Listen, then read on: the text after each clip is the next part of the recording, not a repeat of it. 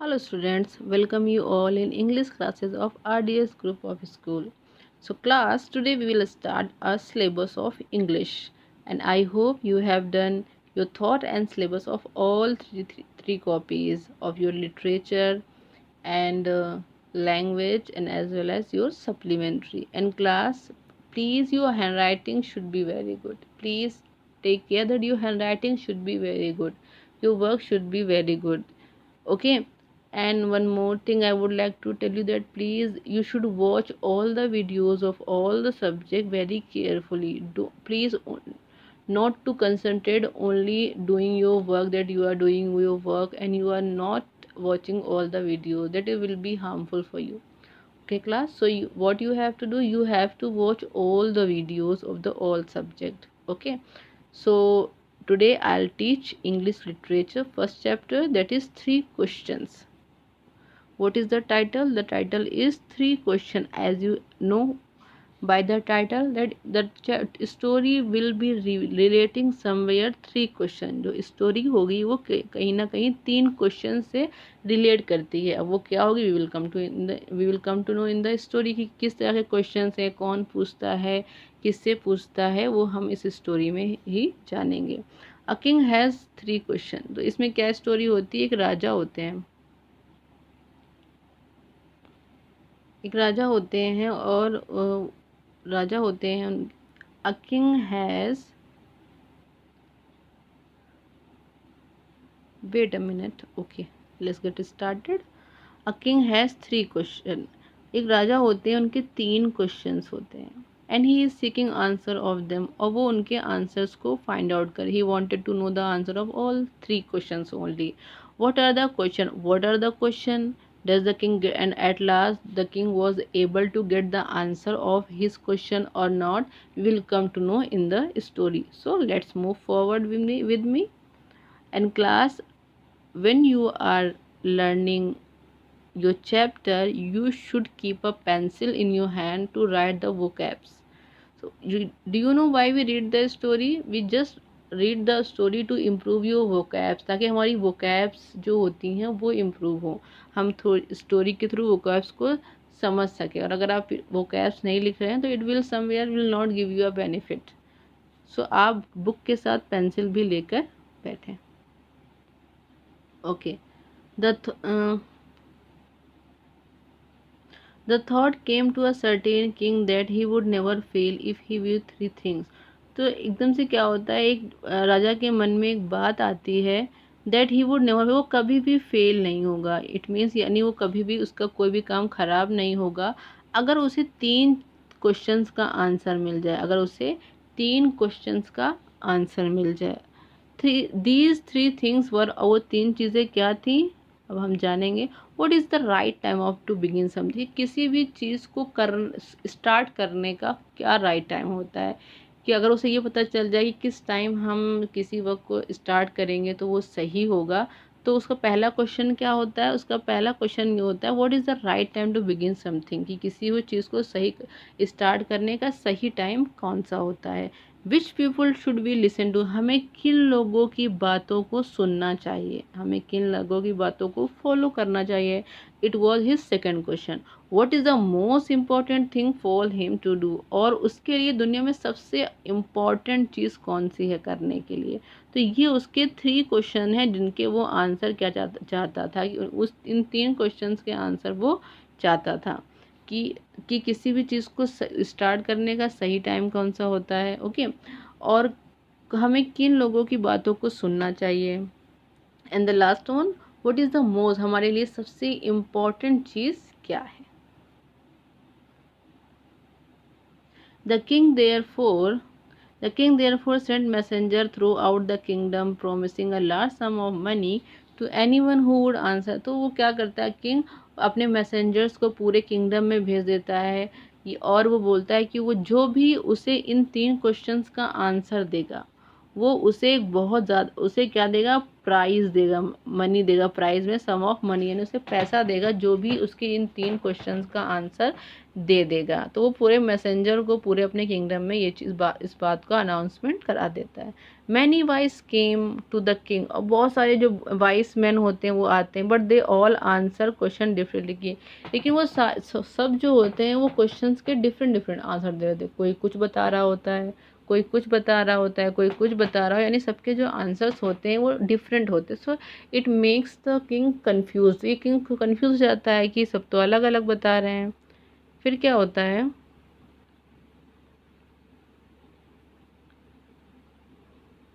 In reply to the first question, पहले question के reply, पहला क्वेश्चन क्या होता है कि किसी भी चीज़ को करने का सही टाइम क्या होता है।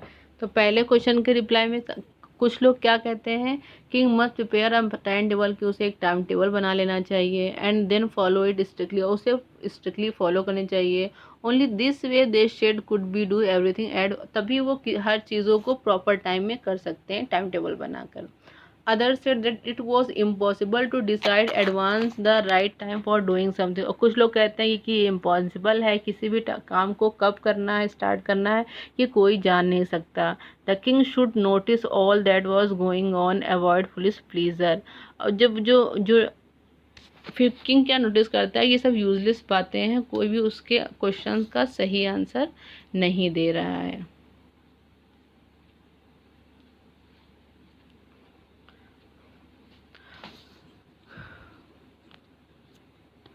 फिर उसके बाद क्या होता है, always do whatever seem necessary at that time, और कुछ लोग क्या कहते हैं, हमेशा वही करना चाहिए जो हमें सही लग रहा हो। Yet others said that the king needed a council of vice man, और कुछ लोग क्या कहते हैं कि उन्हें काउंसिल में क्या होता है, group of courtiers, group of courtiers को हम क्या बोलते हैं, काउंसिल बोलते हैं, कि उसे कुछ वाइस यानी इंटेलिजेंट वर्ग का एक ग्रुप अपने पास रखना चाहिए। Who would help them act the proper, जो उन्हें बताएंगे कि उन्हें कब कौन सा काम करना है। This was because one man would find it impossible to decide, क्योंकि एक अकेला इंसान हमेशा आपको नहीं बता सकता when you have to start something and when you don't, कि आपको कब कोई चीज़ स्टार्ट करनी चाहिए और कब कौन सी चीज़ स्टार्ट नहीं करनी चाहिए। The right time for every action, if you will have a group of vice people, जब आपके पास एक ग्रुप होगा तो वो आपको बता पाएंगे कि अभी किस काम को कब करना चाहिए।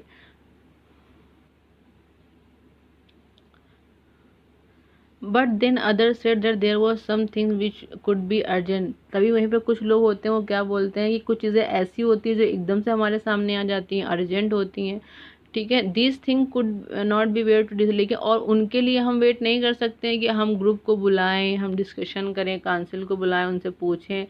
We have to react instant, हमें तुरंत उस चीज़ का एक्शन करना होता है।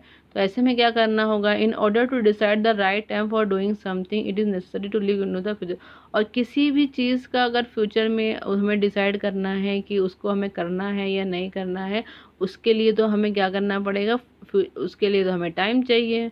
And only magician could do, और कुछ लोग क्या कहते हैं कि ऐसा तो सिर्फ जादूगर ही कह सकते हैं, जब मैजिशियन होते हैं, मैजिशियन कौन होते हैं, जादूगर होते हैं, वही ऐसा कर सकते हैं। Could do the king therefore would have to go to magician, और इस तरीके से तो उसे कहाँ जाना पड़ेगा, मैजिशियंस के पास जाना पड़ेगा। In their answer to the second question, तो जो अभी तक हमने पढ़े उसके फर्स्ट क्वेश्चन के आंसर थे कि हमें कब किसी काम करने का सही कौन सा टाइम होता है। फिर जिसका सेकेंड क्वेश्चन होता है, जो सेकेंड क्वेश्चन होता है, some said that people most necessary to the king were her councillor, कि जो उनका क्वेश्चन था कि उसको किसकी बात को सुनना चाहिए, तो क्या कहते हैं कि जो काउंसलर्स होते हैं उनकी, वो सबसे इम्पोर्टेंट नेसेसरी पर्सन होते हैं राजा के लिए। राजा क्या और क्या कहते हैं, द प्रीस्ट, जो कि पुजारी लोग होते हैं वो इम्पोर्टेंट होते हैं। A few other chose the doctor, कुछ लोग कहते हैं कि डॉक्टर इंपॉर्टेंस पर्सन होते हैं, उनके पास सुनना चाहिए।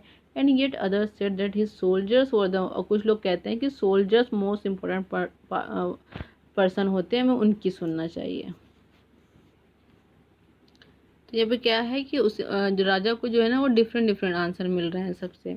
तो फिर ये तो सेकंड क्वेश्चन के थे। फिर थर्ड क्वेश्चन क्या था, to the third question some said science, कि सबसे इम्पोर्टेंट चीज़ कौन सी है, उसका आंसर क्या आता है। कुछ लोग कहते हैं कि साइंस सबसे इम्पोर्टेंट है, कुछ लोग कहते हैं फाइटिंग इम्पोर्टेंट है, एंड ये और कुछ लोग कहते हैं भगवान की पूजा करना, वर्शिप करना, ये सब इम्पोर्टेंट है।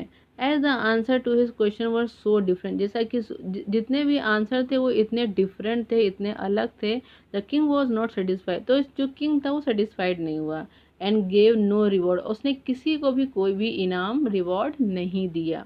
इंस्टेड इसकी जगह उसने क्या किया, he decided to seek the advice of a certain hermit, उसने क्या सोचा, हर्मिट मीन्स क्या होता है, जो साधु लोग होते हैं, जो जंगल में रहते हैं, संत होते हैं, उन्हें बोलते हैं। क्योंकि अब वो किसकी राय लेने जाएगा, जो जंगल में एक हर्मित रहते हैं उनकी राय लेने जाएगा, वो उनसे उन क्वेश्चंस का आंसर वो लेगा।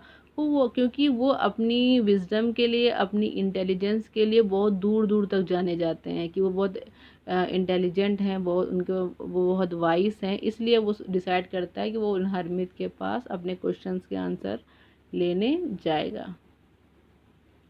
The hermit lived in a wood, जो हर्मित होता है वो एक वुड में रहता है, यानी जंगल में रहता है, विच ही नेवर लेफ्ट, और वहाँ से वो कभी नहीं जाता है। He saw no one but simple people, and और वो बड़े लोगों से नहीं मिलता है, सिर्फ सिंपल लोग जो होते हैं, गरीब लोग होते हैं, उनसे ही हर्मित मिलते हैं। So the king put on ordinary cloth, तो राजा क्या कहते हैं, अगर वो राजा के कपड़े पहन के जाएंगे तो जो हर्मित होता है, he will not meet him, वो उनसे नहीं मिलेगा। तो व्हाट ही डिड, वो क्या करते हैं कि वो एक सादे से इंसान के कपड़े पहन लेते हैं। Before he reach the hermit hut, और हर्मित की हट में पहुंचने से पहले the king lift his horse, तो थोड़ी दूर पर अपना हॉर्स भी छोड़ देते हैं, विद हिज बॉडीगार्ड, अपने बॉडीगार्ड के साथ, एंड वेंट ऑन अलोन, और वो अकेले हर्मित के पास चले जाते हैं। As the king came near the hermit hut, और जैसे ही वो हर्मित के हट के पास आते हैं, ही सा the hermit digging the ground in front of his हट, तो क्या देखते हैं कि वो अपने हट के सामने जो ग्राउंड और मैदान होते हैं वहाँ पे खुदाई कर रहे होते हैं। डिग मिस क्या होता है, खोदना, किसी चीज़ को, ज़मीन को जो हम मिट्टी खोदते हैं उसे डिगिंग करना बोलते हैं। तो क्या देखता है कि जो हर्मित होते हैं वो डिगिंग कर रहे होते हैं। ही greeted the king and continue digging, तो वो राजा का स्वागत करते हैं, वो मतलब वो उनके जो हर्मित होते हैं, उनके उनके हट में कोई भी आता है तो उसका वेलकम करते हैं। उसे नहीं पता था कि ये राजा है, उसे तो ये लगा था ये सिंपल पर्सन है, तो वो कहता है, वो उसका उनका वेलकम करता है। ग्रीट मीन्स क्या होता है, किसी का वेलकम करना, ग्रीट मीन्स क्या होता है, वेलकम करना। एंड कंटिन्यू डिगिंग, और वो डिगिंग करना स्टार्ट रखते हैं। The hermit was old and weak, जो हर्मित था वो दिखने में बहुत ओल्ड थे, बहुत कमज़ोर से थे। And he worked he breathily heavily, और जब भी वो काम करते थे तो वो लंबी लंबी सांसें लेते थे। जैसे कि जो वीक इंसान होता है, जब वो वर्क करता है तो जल्दी थक जाता है, तो क्या करता है, ही टेक्स डीप ब्रेथ, यानी लंबी लंबी गहरी गहरी सांसें लेने लगता है, क्योंकि इंसान वो थक जाता है। Okay, the king went up to the hermit and said, तो जो किंग होते हैं वो हर्मित के पास जाते हैं, किंग जो होते हैं वो हर्मित के पास जाते हैं। अब वो हर्मित के पास जाके क्या कहते हैं, वो उससे क्या बातें करते हैं, अपने क्वेश्चन पूछते हैं, उन्हें अपने क्वेश्चंस के आंसर मिलते हैं या नहीं मिलते हैं, we will come to know tomorrow. We will read the story tomorrow and we will complete this chapter tomorrow. Okay class, so